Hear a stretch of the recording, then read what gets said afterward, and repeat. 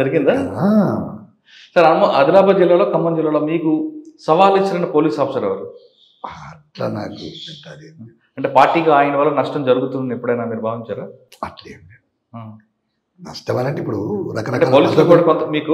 రకరకాల పద్ధతులలో ప్రజల్ని చైతన్యపరుస్తారు వాళ్ళు కూడా. అవి మీకు అంటే ప్రభుత్వ పథకాలు వస్తాయి, నక్సలైట్లు పోతే రావు, అందుకని మీరు పోవద్దు అక్కడికి. మీ అంటే వీళ్ళు దాన్ని ఏమంటారు, సిఆర్పిఎఫ్ వాళ్ళు కూడా ప్రోగ్రామ్స్ తీసుకొని బట్టలు పంచి పెడతారు, తర్వాత గిన్నెలు పంచి పెడతారు, రకరకాలవి పంచి పెడతా ఉంటారు. అంటే మేము మంచి పని చేస్తున్నామని. కానీ మంచి పని చేసేది ఏం లేదు. అంటే నీడం మంచిదే కావచ్చు, కానీ వాళ్ళు అట్లా చేసి అక్కడి నుంచి ఆ భూములలోకి వెళ్ళగొట్టడమే, ఇంకేముండదు చివరికి. సరే, అటువంటి పథకాల వల్ల కొంతమంది యువత పార్టీ వైపు రాలేదు అన్నదానికి వాస్తవం కాదు. అట్లేం కాదు, అట్లా మనం చెప్పలేము. కానీ మీరు చాలా కాలం చూశారు కదా, ఒకప్పుడు పార్టీలోకి వచ్చేవాళ్ళు చదువుకునే వాళ్ళు, సమాజ స్పృహ ఉన్న వాళ్ళు వచ్చేవారు. అటువంటి నాలెడ్జ్ ఉన్న వాళ్ళు క్రమేపీ తగ్గిపోతున్న కారణం ఏమనుకోవచ్చు? కారణం ఏంటంటే పట్టణాలలో ఆర్గనైజేషన్ లేదు, బలహీనపడ్డది. మొత్తానికి లేదు, బలహీనపడడం అనే దానికంటే మొత్తానికి లేదు. తర్వాత మైదాన ప్రాంతాల్లో కూడా బలంగా లేము. దాంతో ఏమైందంటే మొత్తం అడవి ప్రాంతానికి నెట్టబడి ఆదివాసులలో బలంగా ఉండగలేదు. అందుకని బయట నుండి రాకపోవడం అనేది కూడా పెద్ద సమస్య. అది అంటే మైదాన ప్రాంతంలో, పట్టణ ప్రాంతాల్లో ఆర్గనైజేషన్ లేకపోవడం కారణం ఏంటి? కారణం ఏంటి? నిర్బంధం ద్వారా అట్లా జరిగింది. నిర్బంధం అనుకోవచ్చా, లేదంటే కుల సంఘాలు రావడం, తర్వాత ప్రజల్లో చైతన్యం రావడం, లేదా సమాజంలో వచ్చిన మార్పులు మీరు గమనించుకోవడం అనుకోవచ్చు? అట్లా కాదు, నిర్బంధం ఒకటి ప్రధానంగా, తర్వాత కుల సంఘాలను కూడా అవి కూడా కొంత కారణమే. కానీ అదొకటే కాకుండా మీరు ఎంచుకున్న లైన్ సమాజంలో ఇప్పుడు మీరు మైదాన ప్రాంతానికి, అటవీ ప్రాంతానికి, గ్రామీణ ప్రాంతం 3 ప్రాంతాలు విభజించండి.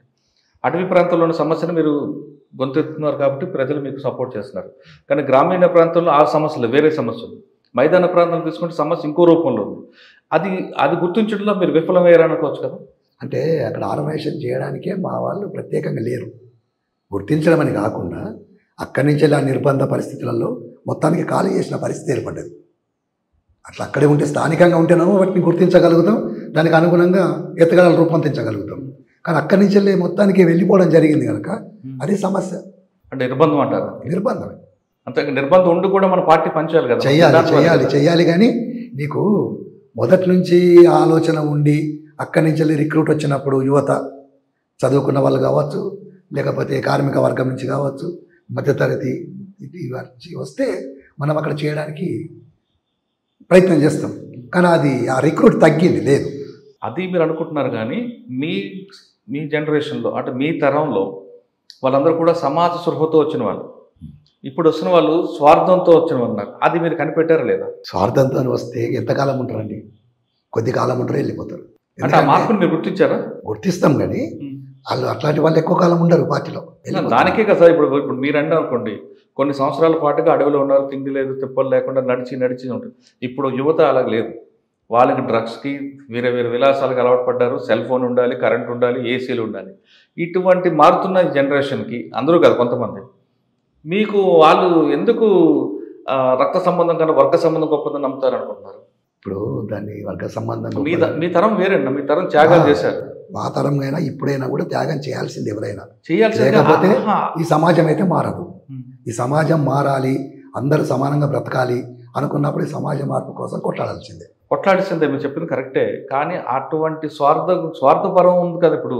ఉంటుంది. ఇప్పుడు స్వార్థాన్ని పెంచి పోషించేదే ఈ రాజ్యం పెంచి పోషిస్తుంది. అట్లా ప్రజలు అంటే అట్లున్న యువతను కూడా అదే అటువైపే మలుస్తుంది. దానికి అనుగుణంగా అంటే దానికి వ్యతిరేకిస్తూ మనం చెప్పాల్సిన అవసరం ఉంది. ఆ చెప్పడంలో మాది లోపం జరిగింది. అంటే పార్టీ కూడా గతంలో తుపాకీ పట్టుకొని ప్రజల్లో చైతన్యపరచాలని ఎక్కడ లేదు. మనం కూడా ప్రజల్లో చైతన్యపరచడానికి మాటల ద్వారా చేయించు, ప్రశ్నించే తత్వం చేయించనేది ఒక సిద్ధాంతంలో ఒక భాగం. కానీ తుపాకీ పట్టుకుంటేనే చేయాలనేది ఇక్కడ రూల్ ఉందా? అట్లా కాదు, రూల్ లేదు. కానీ మనం పనిచేస్తున్న క్రమంలో మన మీద దాడులు చేస్తారు. దాడులు చేసినప్పుడు మనం దాన్ని ఎదిరించాలన్నా లేదా? ఎదిరించాలంటే మనం కూడా వాళ్ళు కర్ర పడితే కర్ర పట్టాల్సిందే, వాళ్ళు తుపాకీ పడితే మనం తుపాకీ పట్టాల్సిందే. ఎందుకంటే ఈ రాజ్యాన్ని కాపాడడం కోసం ఒక సైన్యం ఉంది కదా, పోలీస్ వ్యవస్థ. కానీ ప్రజలకు ఓ సైన్యం అనేది లేదు కదా. అందుకే ప్రజా విముక్తి గెరిల్లా సైన్యం అనేది ఏర్పాటు చేసినాం. అనుకున్నప్పుడు దానికి వెపన్స్ అవసరమే కదా. వెపన్స్ లేకపోతే ఇప్పుడు మేమైతే జీతాలు తీసుకోవడం లేదు, ప్రజలు పెట్టింది తింటున్నాం, అవును. ప్రజల కోసమే పోరాడుతున్నాం, అవును. అవసరం అనుకుంటే వాళ్ళ కోసం చస్తున్నాం మేము. అవును. అంతేగాని డౌటే లేదు. మేమైతే కిరాయి హంతకుల్లాగా అయితే పనిచేస్తున్నాం చేయట్లేదు. కదా. చేయరు కూడా. ఈ వ్యవస్థలో రాజ్యము ప్రతి ఒక్కరిని కిరాయి పోలీసు లాగా తయారు చేసింది కదా. చేసిందా లేదా మీరు చెప్పండి. ఇప్పుడు ఒక మంచి అంటే మీరు అడిగిన కనుక నేను చెప్తున్నా, బాధ్యత గల ఉద్యోగం, అది బాధ్యతాయుతమైన ఉద్యోగం. ఆ ఉద్యోగాన్ని వాళ్ళు బాధ్యతగా చేయనిస్తలేరు. చేయలేకుండా ఏం చేస్తారు, మంత్రులు ఎమ్మెల్యేలు వాళ్ళ స్వార్థం కోసం వాళ్ళు వాడుకుంటారు. వాళ్ళు ఒకవేళ ఇది అన్యాయం అని తెలిసినా ఏమీ చేయలేని పరిస్థితి చేస్తే వాళ్ళ మీదనే పనిష్మెంట్లు అంటారు, ట్రాన్స్ఫర్లు అంటారు, ఇంకేదో డిమోట్లు అంటారు, ఏదో చేస్తారు. అందుకని వాళ్ళు ఏం చేస్తారు, ఈ బాధలను భరించలేక రాజ్యం చెప్పినట్టు వింటారు. మేము పోలీసులను వ్యతిరేకించాలి పోరాటం. మీరు ఎప్పటికైనా నమ్ముతారా బుల్లెట్ ద్వారా వస్తుంది అనుకుంటారా, బ్యాలెట్ ద్వారా వస్తుంది అనుకుంటారా? బ్యాలెట్ ద్వారా అయితే రాజ్యం అయితే రాదండి, అది ఫ్యాక్ట్. ఎందుకనంటే ఇప్పుడు ఈ సమాజం మారుతుంది అనేది అయితే మీకు నమ్మకం ఉందా? నాకైతే సమాజం మారుతుందని నమ్మకం ఉంది. నమ్మే వాళ్ళు నేను కూడా ఒకరిని. మీరు ఆలోచించండి. అంటే 40 సంవత్సరాల లోపల నుంచి బయటకు వచ్చారు, తిరిగారు హైదరాబాద్ అంతా తిరగలేం కదని. ఇప్పుడు ఇదంతా అభివృద్ధి అని చెప్తున్నారు కానీ ఏమో అభివృద్ధి కాదు అది. అది ఎవరికి దృష్టిలో అభివృద్ధి అంటే ఏంటి? మీ దృష్టిలో అభివృద్ధి అంటే ఏంటి? అభివృద్ధి అంటే ఏంటిదని అంటే ప్రజలు ఎప్పుడు కూడా ప్రజలు దేనికి కూడా అంటే ఏమీ లేకుండా ఉండకుండా ఉండాలి. ప్రజలకు కావాల్సింది ఏంటంటే కడుపు నిండా తిండి కదా, ఒంటి నిండా బట్టలు, వాళ్ళు కంటి నిండా నిద్రపోవడానికి ఒక ఇల్లు. వీటితో పాటు ఏం కావాలి, వాళ్ళ పిల్లలకు విద్య కావాలి, అట్లాగే వాళ్ళ కుటుంబాలకు వైద్యం కావాలి. ఇవన్నీ ప్రజలు ఏమంటున్నారు అంటే ఇవి మాకు ఉట్టిగా ఇవ్వకండి, మేము సోమరిపోతులం కాదు, మాకేదో ఉచితాలు అవసరం లేదు, మేము సర్వ సంపదలు మా శ్రమశక్తులను సృష్టిస్తాం, దానికి సరి అయిన వేతనాలు ఇవన్నీ మేము అనుకుంటాం, బస్ అంతే. ఆ పని చేస్తే అయిపోతుంది. ఉచితాలు ఎందుకు? ప్రజల్ని సోమరిపోతులు చేసేది ఎవరు? ఈ రాజ్యం కాదా? ఇప్పుడు మీరు చెప్పారు, ప్రశ్న గుర్తించుకున్నారు కదా సమస్య. ఆ సమస్యను మీరు మైదాన ప్రాంతాల్లోకి వచ్చి జనజీవుల్లో కలిసి పార్లమెంట్ ఎన్నిక ధరాలు మీరే పోటీ చేసి మీరే అటువంటి చైతన్యపరచవచ్చు కదా. ఈ సిస్టమ్ అట్లా మారదు. డైరెక్ట్ తీసుకుపోయి పట్టుకుని అడవులు ఉంటాయి కాదు, డైరెక్ట్ తీసుకుపోయి ప్రధానమంత్రి పదవి ఇచ్చినా కూడా ఈ సిస్టమ్ మారది. మీరు మీలాంటి వాళ్ళు పదవి మీకు ఇచ్చినా కాదు, మీరు గ్రామాల్లోకి వచ్చి ఎన్నికల్లో పోటీ చేసి ప్రజలను చైతన్యపరచవచ్చు కదా. ఇప్పుడు ప్రజల్ని చైతన్యపరచడానికి ఎన్నికల్ని పోవాల్సిన అవసరం ఏముంది? లేదు మరి అది మీరు ఒప్పుకుంటున్నారు కదా, మీరే ఒప్పుకుంటున్నారు కదా, ప్రజలకు చైతన్యపరచడానికి ఎన్నికలు అవసరం లేదు. అదే చైతన్యపరచాల్సిన అవసరం ఉంది. మేము ప్రజలకు రావాలనుకున్నప్పుడు ఏంటంటే కొన్ని సమస్యలని నిర్బంధము, రకరకాల పరిస్థితులు, దాన్ని అంటే ఖచ్చితంగా ప్రజల సమస్యలు ఎప్పటికప్పుడు తెలుసుకొని వెంటనే దాని పరిష్కారం కోసం పనిచేయాల్సిన అవసరం ఉంది. మేము అనేది ఏంటంటే ఈ నిర్ణయం మీరు మాట చెప్పారు, ప్రజలకి సమస్యలు మారుతున్నాయి కాబట్టి దానికి అనుగుణంగా పనిచేయాల్సిన అవసరం ఉందంటున్నారు. ఆ లైన్ మీరు మర్చిపోయారు అనేది వాస్తవం కాదు. మీరు ఎప్పుడుదో 1989 చూస్తున్నారు తప్ప ఈ శతాబ్దం మారింది, దశాబ్దాలకు వస్తున్నాం, మన 21వ శతాబ్దం దాటుతున్నాం. ఇక్కడ ఉన్న ప్రజలకు ఏం సమస్య అనేది మీరు ఐడెంటిఫై చేసి మీరు కానీ ఆ లైన్లో వెళ్ళి ఉంటే ప్రజలు ఇప్పటికీ మీకు ఆదరిస్తారు కదా. ఆదరిస్తారు. మరి ఎందుకు మర్చిపోయారు? మీరు ఎప్పుడుదో మర్చిపోలేదు, మర్చిపోయినామని ఎందుకంటారు మీరు కానీ ఎందుకు మరి విడిచిపెట్టారు? ఎప్పటికప్పుడు మా సీసీ వాళ్ళు, పీబీ వాళ్ళు ఎప్పటికప్పుడు కూర్చొని మాట్లాడము, తీర్మానాలు చేయడము, సర్క్యులర్స్ రూపొందించడము, అవి కింది వరకు రావడము. దీంతో ఇప్పుడు అవి అమలు చేయాల్సిన కాడ కొంత అమలు కాకపోవడము. కారణం ఏందనుకున్నప్పుడు ఏంటంటే ఒకప్పుడు జనరేషన్ అయితే ఇప్పుడు లేదు. అంతా అంటే అడవిలోకి వెళ్ళిన లోతట్ట ప్రాంతంలోకి, అక్కడున్న జనరేషన్లో మేము ఉన్నాం ఆ ప్రజలలో అనుకున్నప్పుడు ఆ ప్రజలకు అంత అంటే ఇక్కడ మైదాన ప్రాంతాల్లో ప్రజల్ని ఆర్గనైజేషన్ అంత చైతన్యం మనకు లేదు.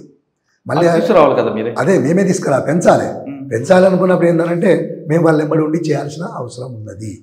సరే, మీరు మైదాన ప్రాంత ప్రజలకు అనుగుణంగా చేయట్లేదు కానీ అడవి ప్రాంతంలో ఉన్న ప్రజలకు ఏమైనా చైతన్యపరిచారా మీరు? చాలా. ఇప్పుడు మేము ఎక్కడైతే పనిచేసినామో అక్కడ మీకు ఇదంతా ఎందుకు, దక్షిణ బస్తర్లో ఎన్ని అభివృద్ధి కార్యక్రమాలు చేపట్టినామో అందరికీ తెలుసు. అక్కడ పోయి విలేకరులు చాలామంది జర్నలిస్టులు పోయి చూసిండ్రు, అన్నీ చేసిండ్రు. ఏంటో ఒకటి చెప్పండి. వ్యవసాయాన్ని డెవలప్ చేయించినాం కదా, జనధన సర్కార్ అన్ని జనధన సర్కార్లు ఏర్పాటు చేసినాం. ప్రజల్ని సమిష్టి వ్యవసాయం చేయిస్తాం. ఇప్పటికి కూడా ప్రజలు వాళ్ళకు వాళ్ళే 4-5 కుటుంబాలు కలిసి భూమిని దున్నుకుంటారు, అందరు కలిసి దాన్ని కోస్తారు, ఎవరిది వాళ్ళు తీసుకుంటారు. ఒకవేళ ప్రజలకు ఏదన్నా భూమి కావాలంటే కూడా వాళ్ళే అందరూ అక్కడ కంపి వాళ్ళు మాట్లాడుకుంటారు, భూమి లేని వాళ్ళకు భూమి ఇప్పిస్తారు, ఇవన్నీ చేస్తూ ఉంటారు. కానీ మీరు అనుకుంటున్నారు కానీ అక్కడ ప్రజలు మేము విద్య అందిస్తున్నాం, వైద్యం అందిస్తున్నాం, వాళ్ళకి ప్రతి సమస్యలను పరిష్కరిస్తున్నాం. జనధన సర్కారులు ముందు ప్రాథమిక దశలో బాగా అయింది, కానీ తర్వాత ఆ జంతన్ సర్కార్ వల్లే ఆదివాసులు ఇబ్బంది పడుతున్నారనే విషయం ఒకటి వచ్చింది. ఎలా అంటే ఆధార్ కార్డు వద్దన్నారు మీరు. అక్కడ మీరు స్కూల్లో చదివిస్తున్న 5వ క్లాస్ వరకు పిల్లలకి, 5వ క్లాస్ తర్వాత పట్టణాలకు వస్తే వాళ్ళని ప్రభుత్వం అంగీకరించట్లేదు, మళ్ళీ తిరిగి 1వ క్లాస్కి వస్తున్నారు. తర్వాత వ్యవసాయం అంటున్నారు. వ్యవసాయం నేర్పించారు మీరు, మంచిదే, కానీ ఆధునిక వ్యవసాయ పద్ధతులు నేర్పించట్లేదు. మీరు ఇంకా పురాతన పద్ధతులు ఉన్నారు. దానివల్ల ఆదివాసులకు నష్టమే జరిగింది. ఇంకా చెరువులు గొలుసుకరు చెరువులు అభివృద్ధి చేశారు, మంచి సంతోషం, కానీ దానికి నిల్వ ప్రాంతాలు రిజర్వాయర్లు కట్టాలనే ఆలోచన లేదు. దానికి కావాలంటే ఒక యంత్రాంగం కావాలి. ఆ యంత్రాంగం కావాలంటే మళ్ళీ మీరు ప్రభుత్వం మీద ఎందుకు కొన్ని జాగాలో చెక్ డ్యాములు కట్టినాం కదా, కట్టించినాం. ఇప్పుడు దక్షిణలోనే కొన్ని ప్రాంతాల్లో చెక్ డ్యాములు కట్టి, ఇప్పుడు చెక్ డ్యాములు కట్టియడంలో, చిన్న డ్యాములు కట్టడంలో మాకు ఎలాంటి భిన్నాభిప్రాయం లేదు. కానీ పెద్ద ఆధార్ కార్డులు ఎందుకు పెద్ద ప్రాజెక్టులు కడితే మాత్రం వ్యతిరేకిస్తాం. ఆధార్ కార్డులు ఎందుకు వ్యతిరేకించారు? ఆధార్ కార్డు ఏం వ్యతిరేకించలేదు. ఏందో మరి మేమైతే రిక్రూట్ అయ్యే వాళ్ళని కూడా ఆధార్ కార్డు పట్టుకొని రావాలని చెప్తున్నాం. రేపు పొద్దున ఏదైనా అవసరం ఉంటే ఆధార్ కార్డు అవసరం ఉంటుంది. ప్రభుత్వం ఇట్లా తయారు చేసి ఆధార్ కార్డు వద్దన్నారు, కానీ కొంతమంది ఆదివాసులు వెళ్ళి రాష్ట్రంగా కూడా తీసుకున్న సంఘటనలు ఉన్నాయి. సరే, మీరు స్కూల్లో చదివిస్తున్నారన్న ఒకటి చెప్పండి. స్కూల్లో చదివించాక పిల్లలు పెరగాలి కదా, 5వ క్లాస్ తర్వాత పట్టణం రావాలి కదా, కానీ అక్కడ వాళ్ళు యాక్సెప్ట్ చేయనప్పుడు వాళ్ళు తిరిగి 1వ క్లాస్ చదవాలంటే వాళ్ళకి ఏం ఉపయోగం? కాదు, మా దగ్గర నేర్చుకున్నారని చెప్పి ఒక కోపమో వ్యతిరేకతనో దాంతోనే వాళ్ళు అట్లా చేస్తుండ్రు. కానీ వాళ్ళకున్న టాలెంట్ని బట్టి ఏ స్కూల్లో దాంట్లో వేయొచ్చు కదా. ఎందుకే ఏది ప్రభుత్వం